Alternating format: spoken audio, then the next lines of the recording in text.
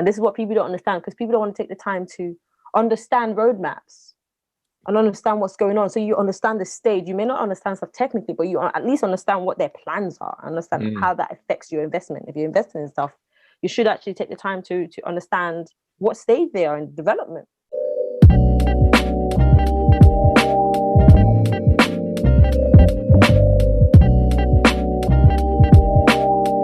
From the new home of Bitcoin and all things cryptocurrency, this is the Genesis Block Education Podcast, and I am Bitcoin by Malks.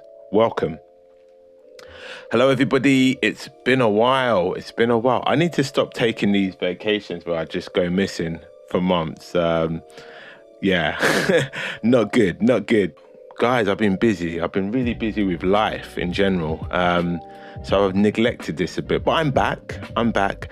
And in the time that I've gone, there's been no shortage of drama. So much has happened. Obviously, the main one is this, bear trap within the bull run, where Bitcoin has dropped by more than 51% is the actual number from its peak of 65 or 64K. And this was triggered by so much FUD flying about. Elon Musk and his negative news or negative tweets around Bitcoin's usage consumption, like he didn't know that before he invested. Also China banning Bitcoin again, which they seem to ban every year for the last 5 years. It just felt like a well-orchestrated move by the whales to shake smaller investors out of their positions. And it tends to work. But I think it also got accelerated by the amount of cryptocurrency traders and investors who were, trading on leverage. And once the price dropped, then so many people were closed out of their positions. But that's another story for another day. Anyway, other big news. There was a Bitcoin Miami conference last week, and I think since the end of that, there's just been so much news spilling out of that. And I think that the latest big news is, of course, I think in my opinion, is the biggest news all year. The country of El Salvador has approved for Bitcoin to be legal tender within the country, which is just absolutely huge. I do feel there is going to be a geopolitical storm on the back of this, and it's probably going to be led by the IMF. So guys, we're going to take a different approach with the podcast. We're going to aim to make the podcast a little shorter and squeeze them in within the hour. And we're experimenting for the first time with today's podcast. Of course, the guests that I have on, great content, great ideas, great discussions. But just to really help in terms of the consistency of the content is to really spread it out. And so, with most of these podcasts moving forward, will be broken up into two parts, part one and part two. And the name of today's podcast is the Crypto Picker Queen, part one. So my guest today is Princess. So like Plan B, she's chosen to be anonymous. I don't know, maybe it's for tax evasion reasons or something or the other. I'm kidding. Princess is one of the most prolific identifiers of cryptocurrencies, which go on to move. I followed her for the last year, coming across her in the Returnees investment group. Very articulate, very intelligent, and has a knack of finding cryptocurrencies which essentially explode. Now, most people know I'm largely a Bitcoin person, but I do think there will be long-term value created in alternative blockchains. Whether they're used for money or competitors to Bitcoin, I disagree. But as a finance person by trade, it's very important that I keep my eye on what's going on outside. Princess, she's a researcher, a crypto consultant, and an all-round marketing guru. And she explains how she uses her skills in marketing to identify value within cryptocurrencies. We talk about a number of things, her strategies, we talk about Elon Musk, shitcoins, and a whole host of other things. So guys, listen and enjoy. Check out my website, bitcoinbymalks.com, which will hold the latest podcasts, as well as other articles, information, links to my courses, and other bits and pieces. So like, share, comment, follow us on YouTube, and please reach out to me if you've got any queries or recommendations of people we should get on the show. We've got an exciting few months ahead, so stay with us. Over to you, Princess. Well, Princess, how are you? How's your day? And how is it in Paris? Lucky to come, innit? Well, actually, I didn't end up going to Paris. Yes, I'm not in Paris at the moment. Okay. I was meant to travel, but once I looked at the how long it take me to quarantine and everything, Right. I just decided, it's just not going to be worth my time at the moment to travel there. So I just had to pause that for a second. No, I feel you. I'm actually meant to be in Miami right now because they're doing a huge Bitcoin conference. And Yes. it's going on right now. There's so many sort of major Bitcoin thought leaders, businesses, there's party conferences, so much going on in Miami right now. And I don't know if you know about Miami. So the Miami mayor, forgotten his name, he's trying to make Miami a Bitcoin hub. So, when you go onto the Miami website, it's got the Bitcoin white paper, really trying to encourage stores to be accepting Bitcoin for payment. So the mayor, I think his name is something Suarez, I'll look it up, is really driving Bitcoin within that state. And so they're doing a massive conference out there. But I couldn't get myself sorted in time because there's a lot of restrictions to if you want to fly from the UK straight to the US, there's so many restrictions. And so what a lot of people are doing are going via other countries, mostly South America. And I just thought, it was just too much. So hope to be there. A little disappointed I can't make it because I know it's going off over there, but maybe next year. Yeah, So, it was in my diary. huh? I wasn't planning on going, but it was in my diary. Oh, was it? It came in my diary way too late, so I just couldn't. And let's be honest, I didn't get it signed off by the missus, to be quite honest. Let me not lie. She had to sign my permission slip still. So, next year, definitely next year, Miami Bitcoin conference or wherever it's going to be next year. I'm sure it'll be amazing. But Princess, before we kick into this, can you introduce yourself? Who are you? Who is Princess? Oh my gosh. How does one answer that question? Okay, so basically, my background is I work in media. Yeah. The media industry, communication industry. So I pretty much know how things run, how things are communicated. I understand the psychology of consumers, the psychology of storytelling and all of that creative stuff. Yeah. I understand manipulation, and that's why I talk about that a lot when it comes to crypto. And that's pretty much my background, and that's how it feeds. I don't have any financial background. I'm not don't have any investment background. I'm not a trader. I'm not, I don't have any of these technical skills or anything like that. It's just literally became a hobby for me. I enjoyed learning about it, enjoyed doing research, just sort of fell into it really, and started in 2018 when the market crashed. Yep. Just before it crashed, that's when I joined. And yeah. And then the rest is history, really.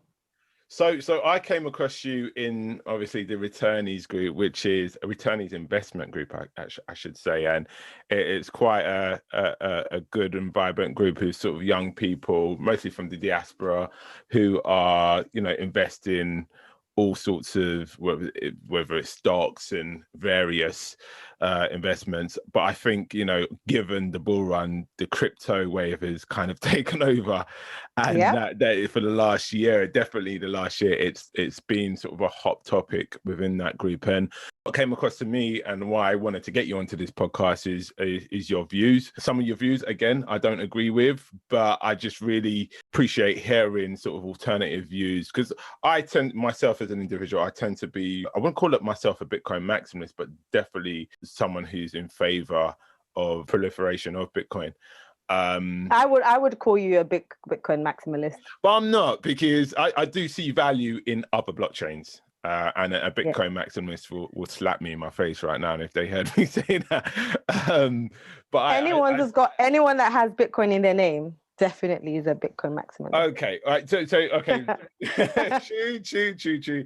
I think with me is I would say the reason why I've got to give it up to Bitcoin is I've worked in finance, and I say this all the time, so people are going to be bored of it, but I've worked in finance for 20 odd years, degree, qualified, worked for major banks and you know, I can honestly say I didn't really understand finance until I really studied and went down a Bitcoin rabbit hole.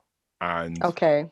and that it really was, you know, in the Matrix where Neo takes was it the red pill or the blue pill, it really, Bitcoin really opened up my eyes to money and the understanding of money. And so I've got to give that to Bitcoin. Whatever happens, and it could be, you know, people say Bitcoin's technology is old, this, that, and the other. Whatever happened, the Bitcoin definitely planted an idea in my head, and I don't think that idea is going away, right? And I think that's the case for everybody else. So yeah, that's probably where the Bitcoin in my name comes from. But this isn't about me. This is about you. So what made you fall into Bitcoin then? Sorry, no, cryptocurrency. What made you fall into cryptocurrency? Oh, you see, you had a Freudian I got to slip. widen it up. I don't want to. You can't help yourself. So the question was, what made me fall into the space? Yeah, because you're not from a financial background. You're not. Yeah, what made you interested in all of it? Yeah, well, like in 2018, I think a friend of mine was talking about her investment, and she was talking about how much she made, and I was just like, wow. Okay, the money. Like, I was just like, what is this, and why have you never told me? And she was like, what are you talking about? I've been telling you about this for a while. I'm like, no, you haven't. But anyways, let's agree to disagree. She says she told me, I said she didn't. But long story short, I started asking her questions like, you know, where do I go? She told me about Coinbase. Then I learned about Binance. And I remember the first time learning about the peers, like how to peer an asset, how to buy an asset and use USDT. And it was just all felt so mind-boggling. I was like, what is a peer? What do you mean by that? Like, I didn't understand that. But soon after that, I remember investing into, I think it was XRP. I know I invested in Cardano. I can't remember what other assets I had at the time. Just a few, but like I think every month I was putting like £100 pounds into it. Okay. I remember at the time I think I invested in XRP when it was like 60 something. Then I quickly learned that every time I would check every month, my money was going down and down and down. And I was like, what's going on? Like, what is this about? I was so confused. And so what happened was I just kind of left it. Just stopped because my money was going down. So I just left it. And then after the 2020, I was just about to say after 2020 recession, I was just about to say, I mean, after the pandemic happened. Yeah, of course. Obviously, the markets, everything, you know, crashed.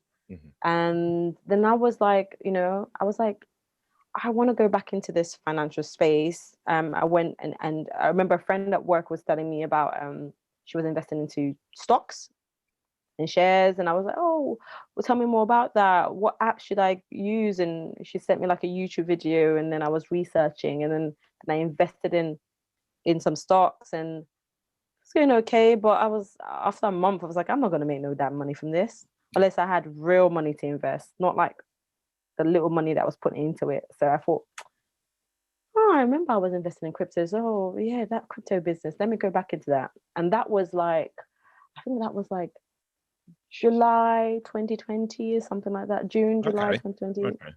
Between May and July anyways. Not sure of the dates. And then I remember Cardano was probably the first asset I invested in because I was learning about they were about to launch because obviously they have about 5 development stages, and I think the Shelley network was about to be launched at that time, and that was like the 2nd development stage. Currently they're in like their 3rd development stage, and so I quickly learned then that when a project is about to launch, the price goes really high, and so I was like trying to invest before it launched. And I remember, I think it was about 0.10, when I look at the currency, I look at dollars, by the way. So when I quote in dollars, I won't quote in pounds. I don't know what the equivalent in pounds, but at the time it was like 10 cents or something like that, or 6. I think between 6 and 10 cents, I think it was. And then it was going up and up and up and up. I was like, wow, oh my gosh. And so basically that's kind of how I started going back to the space. And at the time, I didn't have that much money to invest. Yeah. I literally just told my family to give me, Okay. everyone basically Other just donated people's a little bit of money. money. Nice. Yeah, that was really what I did. I got my family involved to just bring just a little bit of money. Okay. And because actually, I'll tell you what really happened. What really happened, I told my family that I started to have I started to launch a financial meeting with my family. Right. Obviously, due to COVID, everyone's like using Zoom, and we're communicating across the world with Zoom. So I told them basically that let's start investing. Let's look at our finance. Let's start investing. And then I said, let's invest in the stock market. And I promise you, this is what I said to them. I promised them that in 3 months' time, their money would have like doubled or tripled or something like that. That was the promise. Give me your money, and by so time, every month we'll check your investment and see where it's going and that kind of thing. And we'll have a conversation around that. That was the promise I made to them. Did you tell them that you were investing in crypto, or was it just? No, at the time I was still back in. It was the stocks at the time. I mean, I had crypto from back then, but I hadn't checked my account. So I told them that the risk, I will bear the risk. Okay. But if the markets crash in stocks, I will pay them back their money. So they're losing literally nothing. All right. Good. And obviously, if it doubles, it doubles, and if it crashes, I will. So it was literally they had no risk. And every month I'll communicate what's going on in the market. So through about a month in, I was like, between a month and 2 months, I was like, I'm not gonna make no goddamn money. I'm gonna lose money. I'm gonna have to pay them back because the stock market, it's a beast on its own. And I was learning about the different products, and so not the different products, different companies and different industries. And it was just so intense for me. So I said, let me just take my little money that I have for my family. Yeah. Let me put it in cryptos and let's flip that and let's see what happens. And the rest is history. Amazing. And that's pretty much my journey.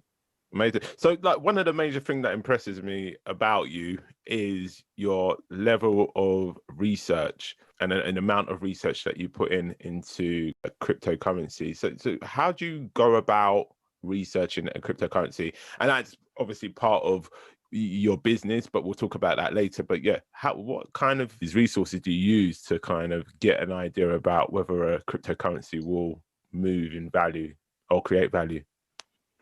Yeah, so I think the first thing is looking at the roadmap. So basically, we have two.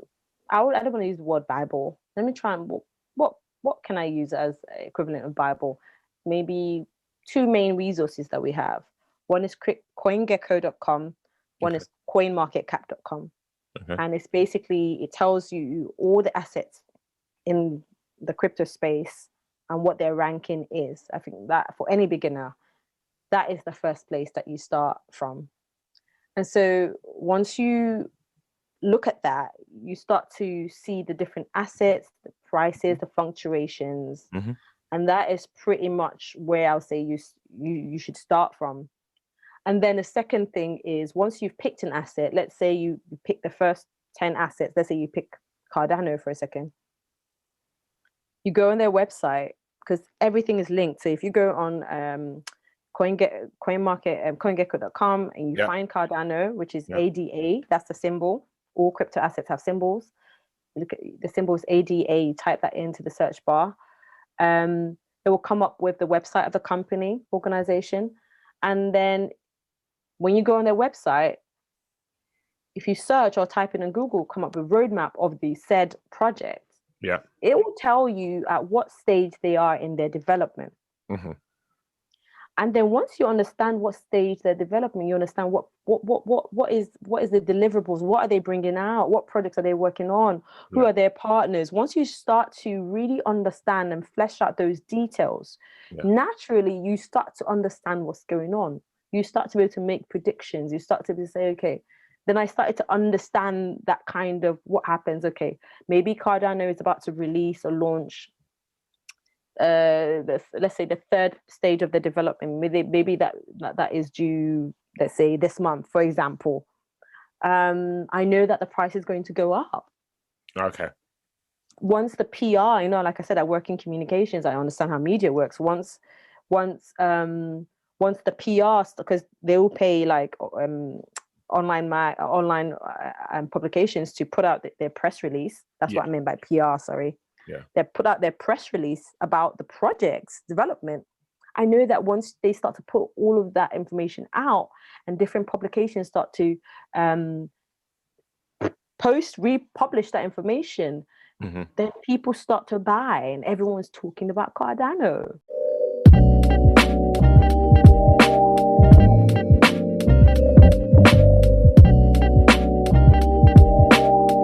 So, unless you've been hiding under a rock recently, you may have heard about this thing called Bitcoin. Bitcoin is everywhere at the moment, with people saying it's one of the most important inventions of the 21st century. If, like many people, you're still not sure or haven't got a clue what all the fuss is about or where to start on your learning journey, Genesis Block Education has the course for you. The Bitcoin Basics Beginners course is now available on Udemy. It's packed full of lectures, activities, and easy to follow resources which will give you the fundamental knowledge on what Bitcoin is, what makes it so valuable, and most importantly, how to obtain and secure it. If you want more information, please see the show notes or visit us at bitcoinbymarks.com, the Bitcoin Basics course. Without Bitcoin, there is no cryptocurrency.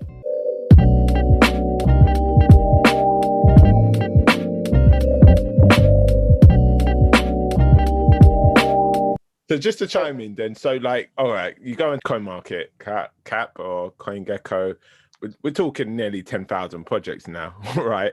You know, the average, especially retail investor, new investor, doesn't really have, I would say most people don't have that understanding of technical IT project delivery, right? Is it something that you kind of had prior knowledge, or did you have to build that understanding of how roadmaps work and delivery, or is it just something that just came to you naturally? Because I just feel that sometimes some of the information may be too much for some people. Yeah, how was it for you? Did you understand it straight away in terms of the information that was on CoinMarketCap, or did it take you a while to kind of understand what it all meant? Well, for me, like I pretty much got it. Like I said, I work in communications, right? So when you work in communications, you work to deadlines. You get briefed on something, or you brief people on something. You put dates to it. On this day, we're going to launch this out. On that day, we're going to launch this out. On this day, you communicate that piece of that your articles or whatever it is, whatever your PR is, you communicate that to the world. Yeah. Right. So I repeat, I am not technical. I don't need proof of work, proof of stake. I don't really care about all those things. I'll be real and honest with you. It's none of my business. That's interesting. Okay. I can't tell you, I can't have a technical conversation to you about crypto. But what I do know is I know my dates, I know my times, I know my deadlines, I know numbers. I know in my calendar, I have, like I said, the Miami conference. I had that in my calendar. I date things. I put things in my calendar so I know what is going on in the industry. Do you understand what I'm saying? I may not know the details. I don't need to know the details. None of my business. But what I do know, I focus on what I know. I know that based on my experience with communications, I know that if you put out a PR saying you're about to launch something, that's very people are going to buy it. People are going to start buying, I'm trying to find a crypto word for it, but loading it up, or that's not the right word, but I'm trying to find the right word of stacking. That's the right word. Yeah. They will start stacking because it's about to launch. And I know that immediately once the project launched, the price dumps. So that was something that I was learning as I was going along. That's very interesting because Bitcoin doesn't have a marketing team. So it's not putting out press launches. Obviously, things happen within the Bitcoin space. Bitcoin isn't a blockchain which is still in transition mode or going through changes. It's pretty much ready to go. So how does your formula work for something like Bitcoin, which is an established blockchain, or does it not work at all? Have you just missed the Bitcoin boat and focusing on all the altcoins? Yeah, so this is basically this is so I was sharing my working, I was sharing my learning of how I was learning price.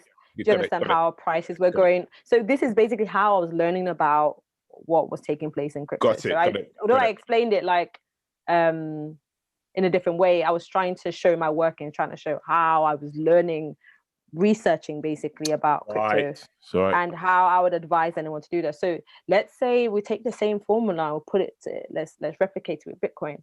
Right. Bitcoin is not obviously currently in development, but there is Bitcoin. Is it Bitcoin Lightning taking place? Yes. But anyway, that's a different story. Yes. Let's just say the godfather, of crypto, Bitcoin, is currently just, I don't know if he has a development team. I don't know what's going on, but what I can say is there's still there's a few development things going on. But anyway, sorry. But we know there is no ownership. No one is claiming Bitcoin and say they're the ones who brought it to light, even though I do believe that it's the government that started it. But we'll talk about that later. That's another sliding slope. So we can talk about that in a bit. Yeah. But what we do have is PRs for Bitcoin. For example, when Elon Musk tweeted sometime in, I know my dates, but right now I've been out of crypto for because I've been ill for about 3 or 4 days. So I'm not going to be bringing dates like I normally. Sure, cool.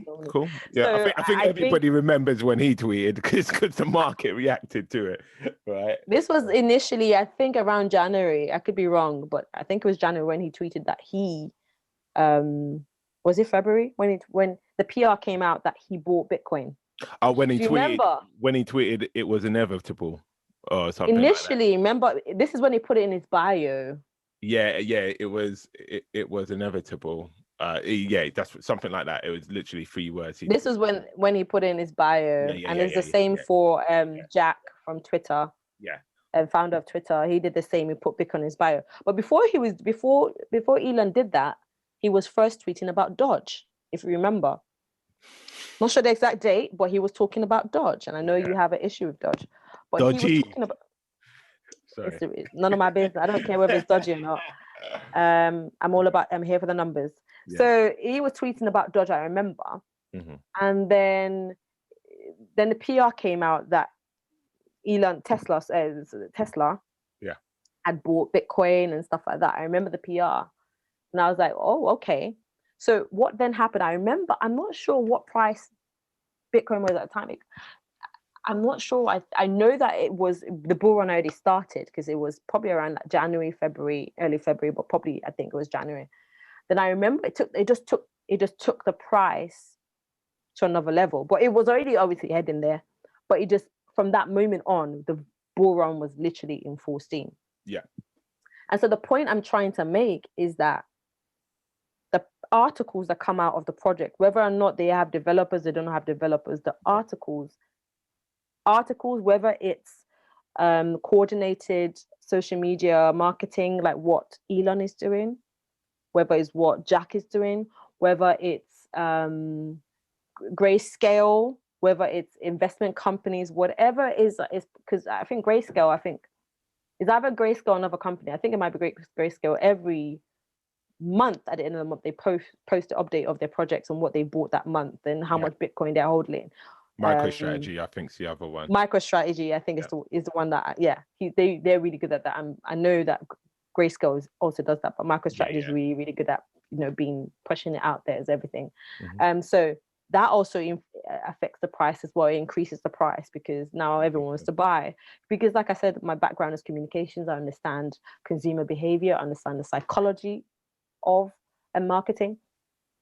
And so I understand those things influence it. Do you understand what I'm saying? I understand. So you can still take that formula and put it to any project. And when you see those people posting all these articles, even when Elon, I remember when Tesla said that they were toying with the idea of maybe accepting Bitcoin, or they definitely had bought Bitcoin. And when that announcement came out, I was like, interesting, what is going on here? Then I remember everyone in the group was saying, oh my goodness, Elon's been buying Bitcoin in secret, but he was promoting Dodge. And I remember everyone was laughing, ha, ha, ha, ha. And I was like, people are stupid. You are stupid. Because I remember saying in the group, it doesn't matter if he's buying in secret or buying in public. When he promotes, he's pushing the coin. Just imagine he's the marketing director of a project. he's tweeting, whatever he was doing. At the time, he was trolling. I don't know. We're like, is he okay? What is he doing? Everyone was confused about, but it doesn't matter. All you need to know is that they're pushing that asset, and it's time for you to do something. It could be time for you to buy, it could be time for you to sell. Most times they're sell signals to me. And so when everyone's laughing, oh my God, well, he was tweeting about Dodge, but he was really buying Bitcoin. I'm like, no, he bought. If you're putting out a PR in January that you bought Bitcoin, you didn't buy Bitcoin then. You bought Bitcoin maybe in December. Yeah, you bought it ages ago. Yeah. So do you understand what I mean? How do you see the sort of recent events with him coming out with all this Bitcoin energy FUD, as I call it, in the media, and what do you see as the motive behind that? I think that's a emotion that's confused a lot of people, myself included. How do you articulate that situation? Well, to be honest, I wasn't surprised. I wasn't confused. I'm always anything that happens, I expect it. So back to that crypto conference you mentioned. Yeah. A week before he did that, I think it was about a week or two before he did that, I was watching a station. I don't know what it was. It was a Twitter clip. It could have been CNBC. I don't know what it was. Let me not even give wrong context here. But the guy was called Kevin O'Leary. He was being interviewed. I know Kevin O'Leary. Yeah. And he was talking about this crypto conference, and he was talking about Bitcoin being blood coin, and it was talking about sustainability issues. Yeah. And I was like, that was the moment I started my diary that before this date, Bitcoin is going to crash. That was when I knew, because what he was saying was that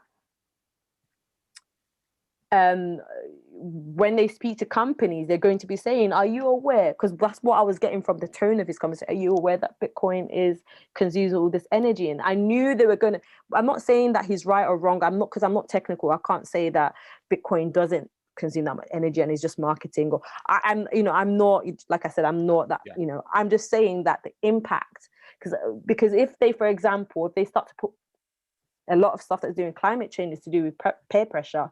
They start to say, your so organization, are you aware that Bitcoin is contributing to so this?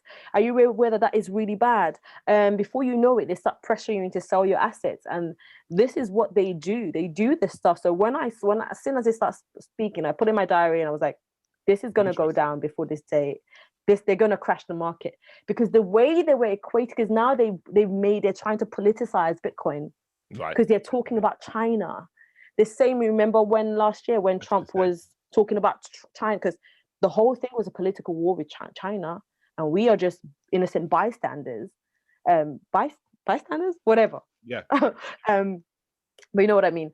I was like, okay, so they're trying to politicize Bitcoin right now. They're trying to bring political concepts into it. And this whole thing about then Elon then tweeted something about he was going to speaking to North American miners and blah blah. That's what's happening. So it's probably gonna, well, it might dip a bit further, but it'll probably start creeping back up sooner or later. But yeah, I definitely saw that as market manipulation. If we're honest with ourselves, Bitcoin and the whole crypto industry is still less than $2 trillion. So it's light work for whales to manipulate it at this point in time. I do believe over the long term, it will increase in market share and the volatility will start to kind of move out of the market. But certainly what we saw, especially when I saw that China story, because that's the same China story that comes out every year on time. They release that China story every year. So to me, I agree with you in the sense that the media definitely played a role in shaking the market and shaking a lot of people out. Because if you look on chain in terms of what's happening with Bitcoin is being consumed at these lower levels, discount prices by older holders or people, whales, as you call it. It's all on chain. So yeah, unfortunately the retail investors were shaken out. But so going back to you, just in terms of your technique and the methodology which you've explained, what sort of diamonds have you found? What other ones have you found? What other diamond cryptocurrencies? So obviously we had, and before I mention any projects, I'm always quite nervous when I mention projects because what it leads people to do is buy. Okay, But, yes. But This that is not financial advice. If you don't know that already, then boy, it's on your own.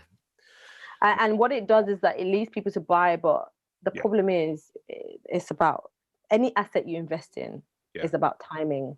Yes. Right. So, and this is why going back to the formula, going back to the roadmap, because people never want to do the work, but they just want the results. If you understand roadmaps, you always understand where an asset is going.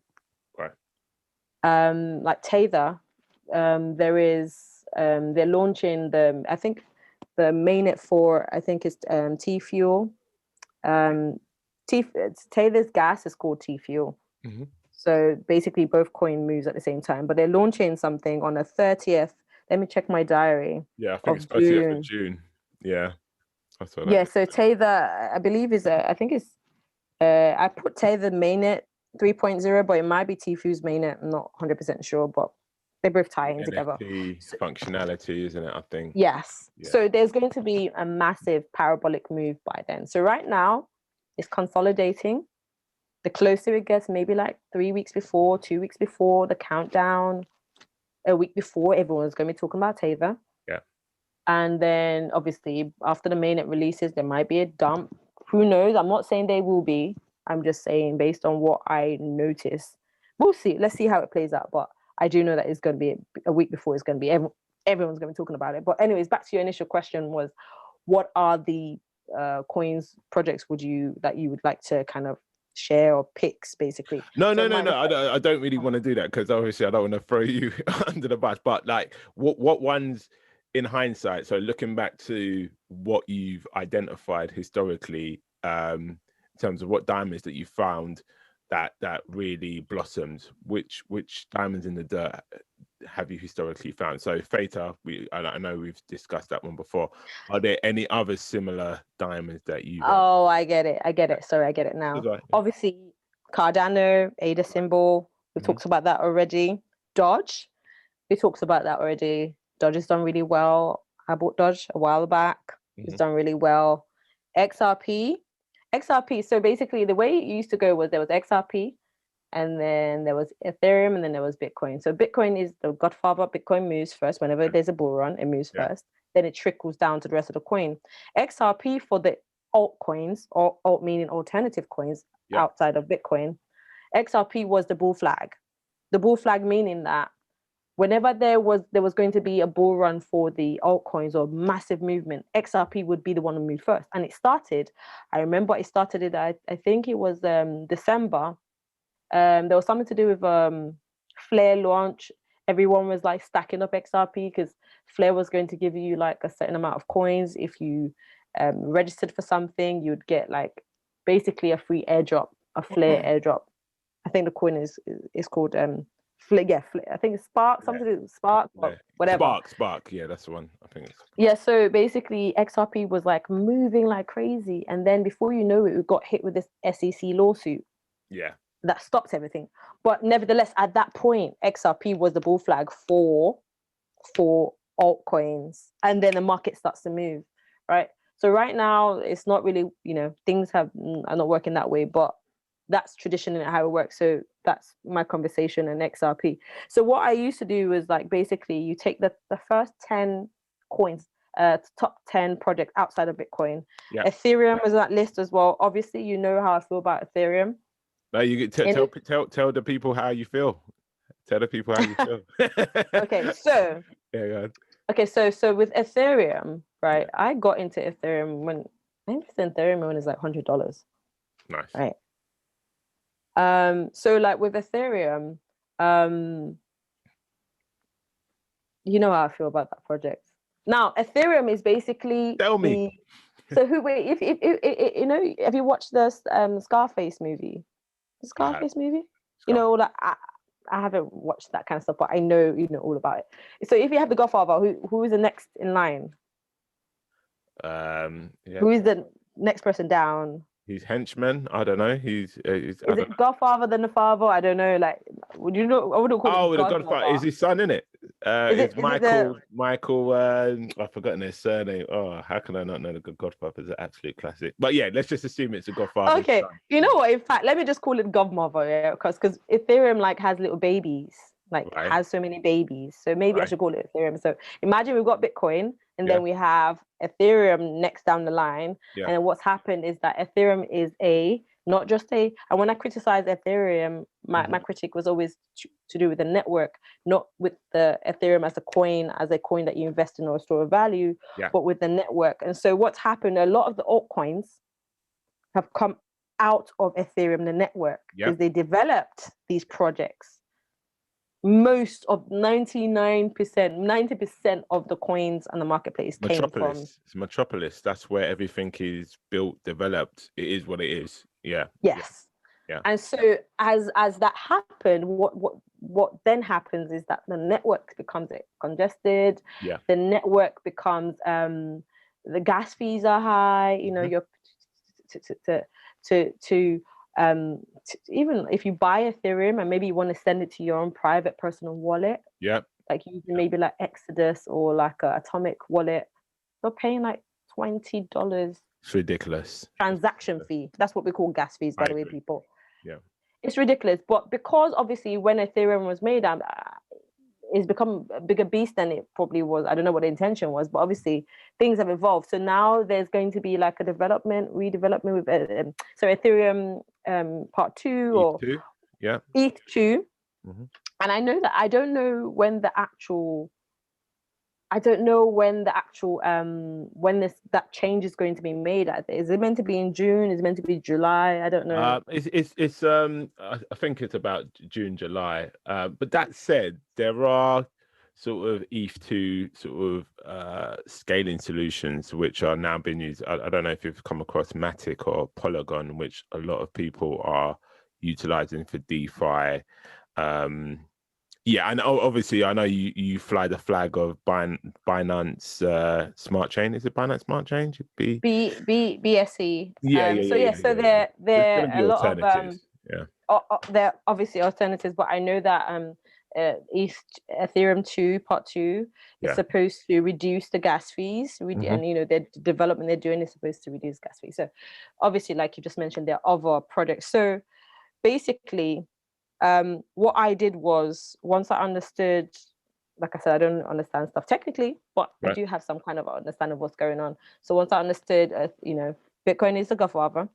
Then Ethereum is like this godmother that has all these different babies. And then the next point is, like you said, there are other solutions. Like there's Matic.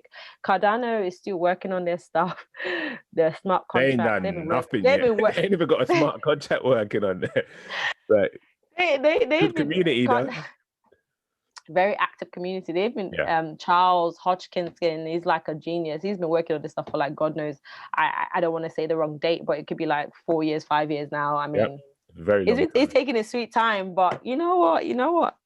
Rome wasn't built in a day. 100%. But it's meant to be like a hybrid solution, because they're coming up with their own smart contracts. They're coming up with, and it's called Gogen. Yeah. And then at some point they'll have scaling, then they'll have governance, which is like so right now we're in the roadmap, we're in the third stage. They haven't even got to fourth or fifth. So you can imagine they're still in development. And this is what people don't understand, because people don't want to take the time to understand roadmaps and understand what's going on. So you understand the stage. You may not understand stuff technically, but you at least understand what their plans are, understand how that affects your investment. If you're investing in stuff, you should actually take the time to understand what stage they are in development. Sorry, go on. No, go on. So obviously then you have, like you just said, other competitors. So then you start to actually understand, okay, what type of investments you want to have. Then you start talking about, like, this is where it gets quite technical, which I'm not the best when you start talking about, is it a utility? And then you look at industry. So for example, you've got DeFi, then we've got NFTs. Then we've got the meme coins, which is just like something that just blew up, like due to Elon and the Dodge. All these meme coins like Shiba, what other, like all these dog coins have just come out of nowhere and just exploded in the market. So to me, right, let me ask you a question. Are you in this strictly for the money? Crypto. Yeah. I'm in crypto for the money. Okay. And the money only. And the reason I asked you that is because I think we had a conversation a while ago, and obviously through the group, and you said, if I remember rightly, you don't see a life for crypto beyond 5 years, and your plan is to make as much money as you can and invest in tangible assets, whether it's property, land, whatever. Do you still hold that view?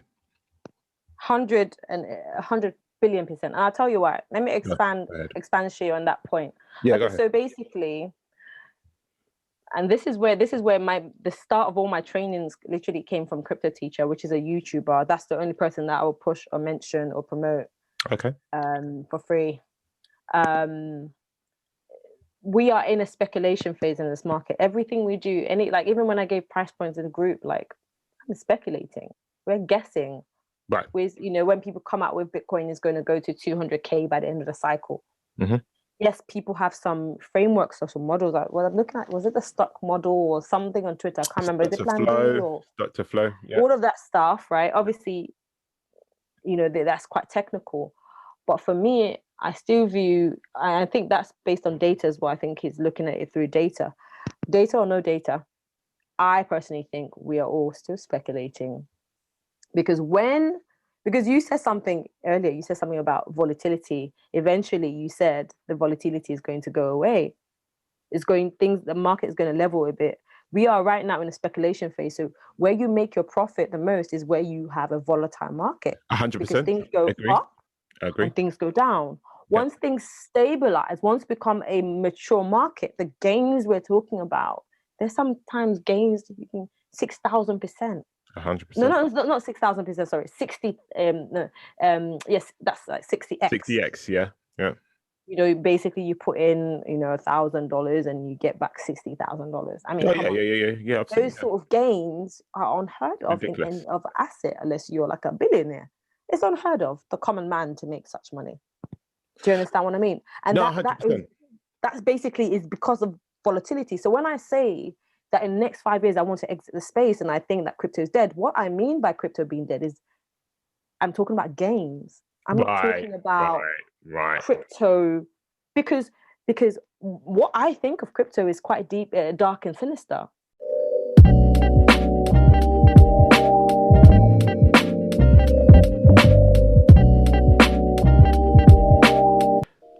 That's the end of part 1 of this podcast.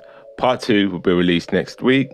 If you'd like to get in contact with Princess or reach out to her, and if you have any queries, please see her contact details in the show notes. As usual, check out the Genesis Block Education website. That's bitcoinbymalks.com, as well as the Bitcoin Basics course on Udemy.